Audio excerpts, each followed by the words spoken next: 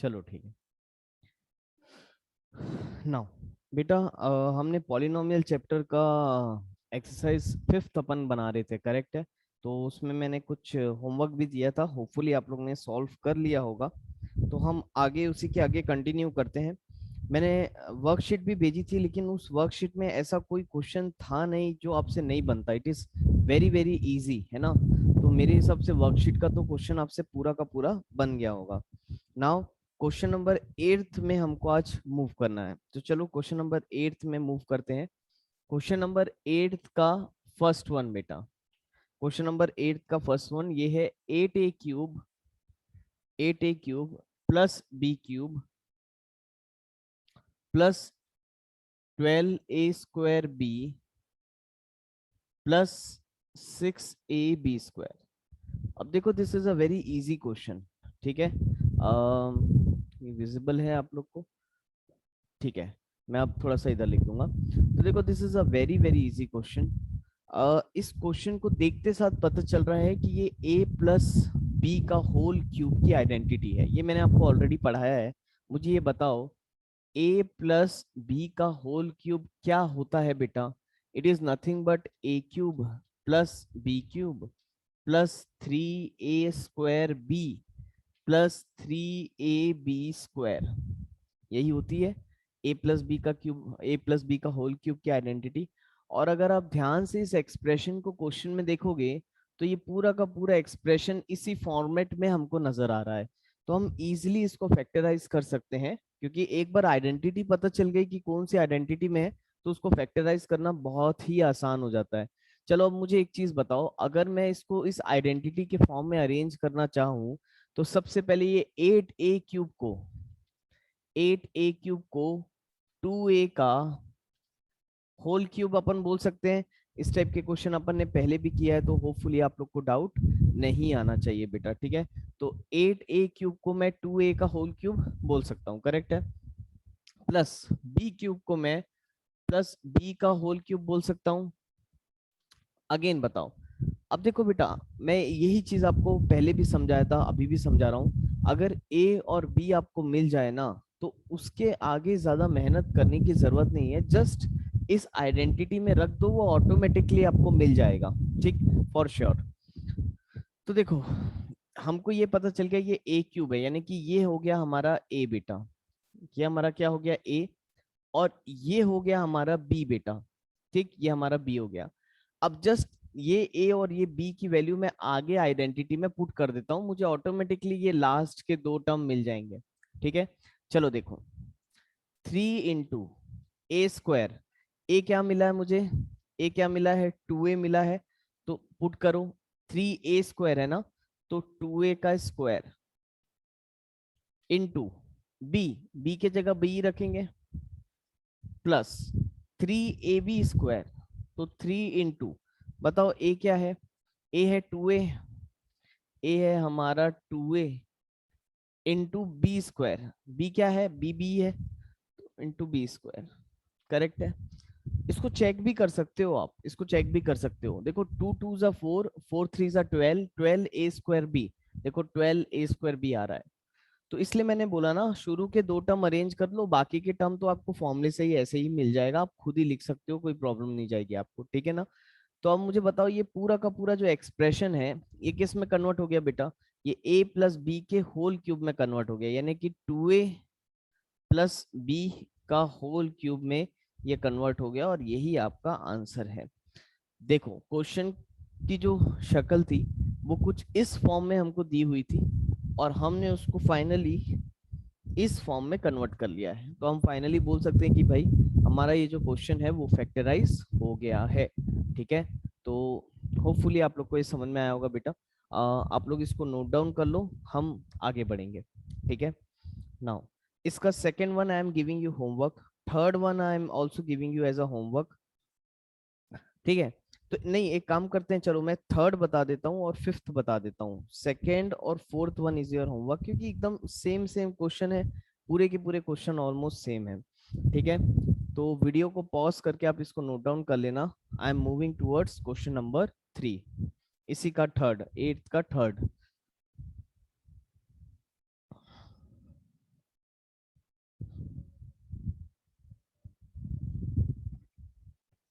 चलो 8th का third हम बनाएंगे बेटा। तो 8th का थर्ड क्या है? व्हाट इज 8th का थर्ड? 27 माइनस 125 ए क्यूब माइनस 135 ए प्लस 225 ए स्क्वायर, 225 ए स्क्वायर। नाउ देखो यहाँ पर होपफुली दिख रहा है क्वेश्चन आपको, है ना? तो 27 माइनस 125 ए क्यूब माइनस 135 ए प्लस 225 ए स्क्वायर। अगेन इसको भी हम देख के एक एनालिसिस कर सकते हैं कि भाई this is nothing but A minus B का होल क्यूब, राइट? इसको देख के आप डायरेक्टली बोल सकते हो it is nothing but A minus B का whole cube.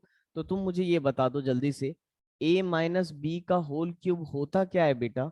It is A cube minus B cube minus 3a² B plus 3ab square, यही तो होता है a माइनस बी का होल क्यूब, करेक्ट है?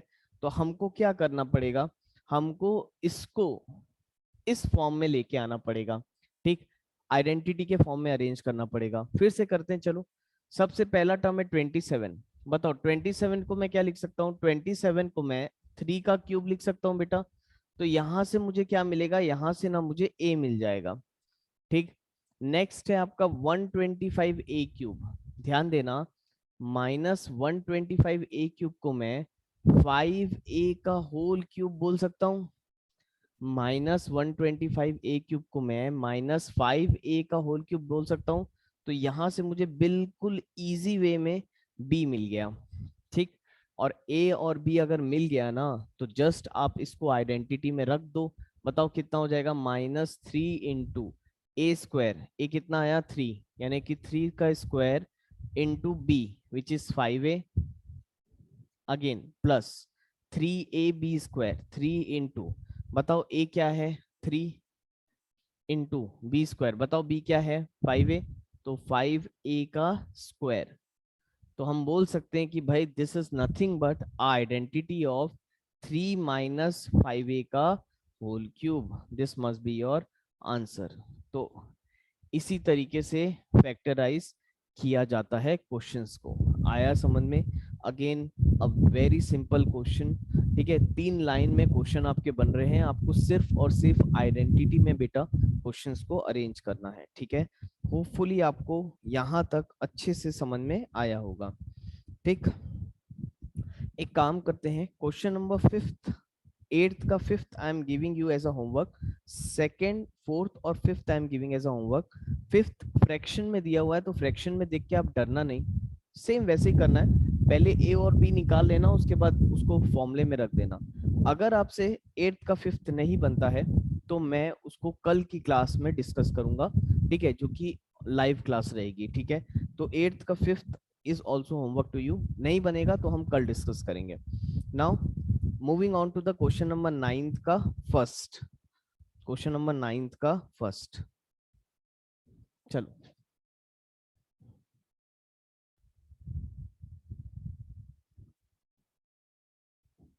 अच्छा, वीडियो को पॉज करके नोट डाउन कर लेना बेटा। अगर किसी का नहीं हो पा रहा है नोट डाउन, तो आराम से तुम नोट डाउन कर सकते हो, है ना? वीडियो है ये तो।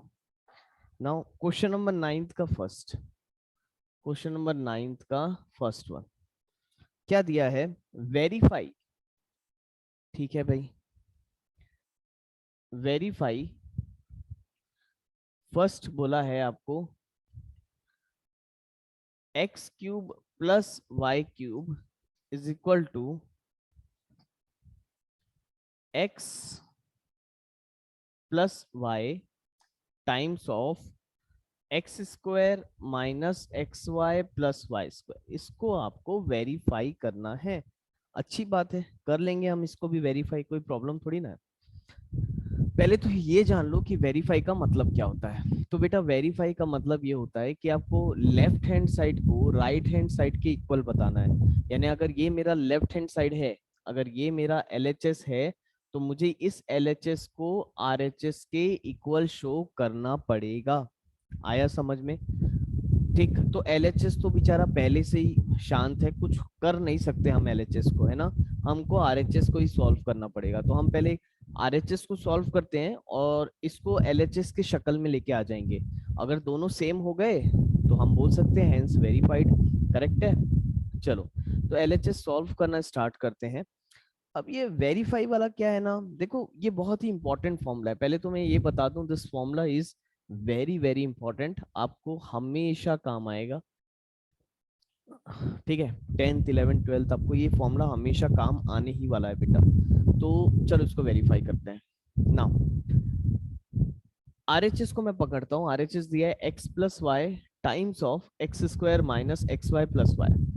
अब वेरीफाई करने के लिए क्या करना पड़ेगा ना, हमको इसको मल्टीप्लाई करना पड़ेगा। ये दोनों को आपस में मल्टीप्लाई कर दो। अब ये दोनों को आपस में मल्टीप्लाई कैसे करेंगे, डिस्ट्रीब्यूशन प्रॉपर्टी। अगर आपको याद होगा, आपने डिस्ट्रीब्यूशन प्रॉपर्टी क्लास 8th में पढ़ी हुई है। करेक्ट है। तो डिस्ट्रीब्यूशन प्रॉपर्टी क्या बोलती है कि पहले ये जो x है ये पहले इससे मल्टीप्लाई होगा, फिर ये जो x है वो फिर इससे मल्टीप्लाई होगा, फिर ये जो x है वो फाइनली इससे मल्टीप्लाई होगा। वैसे ही y पहले फर्स्ट टर्म से मल्टीप्लाई होगा, फिर सेकंड टर्म से मल्टीप्लाई होगा, फिर थर्ड टर्म से मल्टीप्लाई होगा। इसी को हम डिस्ट्रीब्यूशन प्रॉपर्टी बोलते हैं। ठीक है, करेक्ट है। मेरे ख्याल से आपको ये समझ में आया होगा, पढ़ा हुआ है आपने। तो चलो पहले मैं इसको ऐसा लिख देता हूँ आपके इजीनेस के लिए। पहले मैं लिख देता हूँ, पहले x ये पूरे ब्रैकेट से मल्टीप्लाई होने वाला है, तो x into X square minus X Y plus Y square.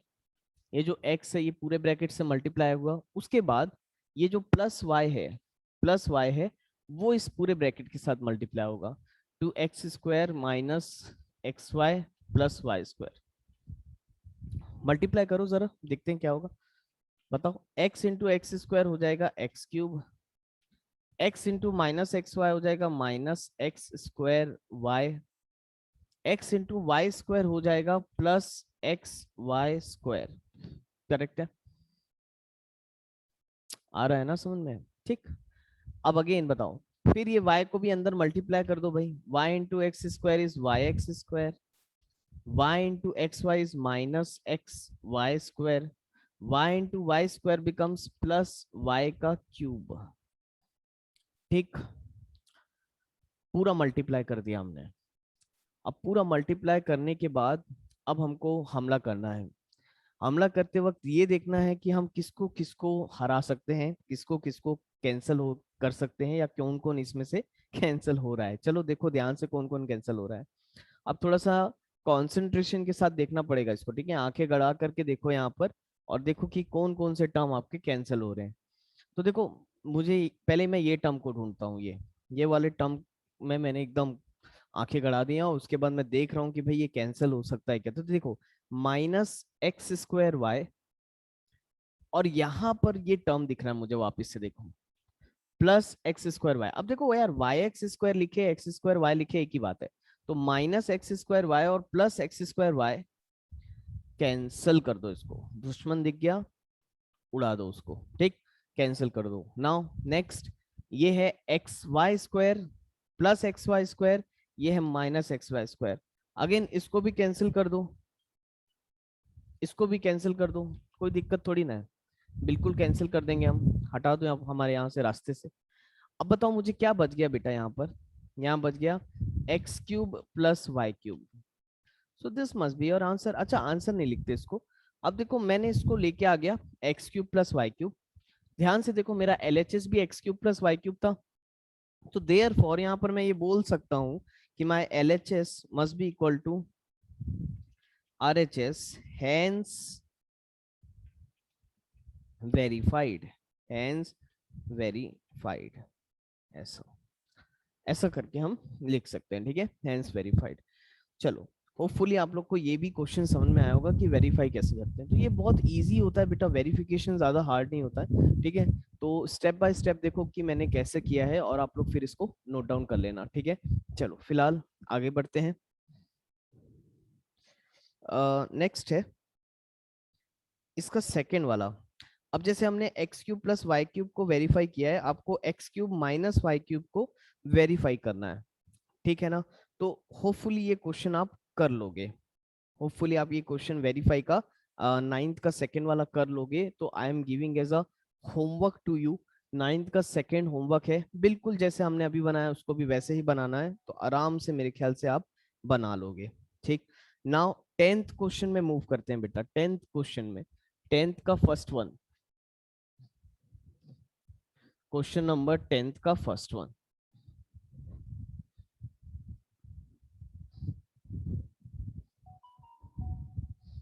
चलो भाई, question number 10th, question number 10th का फर्स्ट वन